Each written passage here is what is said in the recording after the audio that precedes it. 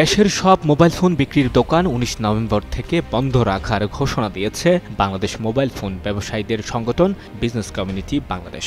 বুধবার ঢাকা রিপোর্টার্স ইউনিটে আয়োজিত এক সংবাদ সম্মেলনে এ ঘোষণা দেয় সংগঠনটি। এক স্মার্টফোন ও গ্যাজেট ব্যবসায়ীকে ডিবি আটক করা ও এনআইআর এর মাধ্যমে মোবাইল মার্কেট সংকুচিত করার প্রতিবাদে এই সিদ্ধান্ত নেওয়া হয়েছে বলে সংবাদ সম্মেলনে জানানো হয়। সংবাদ সম্মেলনে বক্তারা অ্যাসোসিয়েশন সেক্রেটারি পিয়াসকে আজকের মধ্যে মুক্তি না দিলে সারা দেশে কঠোর আন্দোলনে নামার ঘোষণা দিয়ে দেশ অচল করে দেওয়ার হুমকিও দিয়েছেন। ১৮ নভেম্বর দিবাগত রাতে ওই ব্যবসায়ী গোয়েন্দা পুলিশ তুলে নিয়ে যাওয়ার অভিযোগ ওঠে।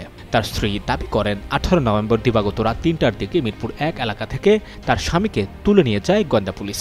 এ সময় ডিবি সদস্যরা তার স্বামীর মোবাইল ফোনটিও জব্দ করে বলে জানান তিনি। প্রসঙ্গত, অনিবন্ধিত স্মার্টফোনের ব্যবহার রোধ ও টেলিযোগাযোগ খাতে নিরাপত্তা নিশ্চিত করতে ১৬ ডিসেম্বর থেকে ন্যাশনাল ইকুইপমেন্ট আইডেন্টিটি রেজিস্টার ব্যবস্থা চালু করার পরিকল্পনার কথা জানিয়েছে অন্তর্বর্তী সরকার। এটি চালু হলে দেশের মোবাইল নেটওয়ার্কে নিবন্ধনহীন চুরি হওয়া ফোনের ব্যবহার সম্পূর্ণ বন্ধ হয়ে যাবে।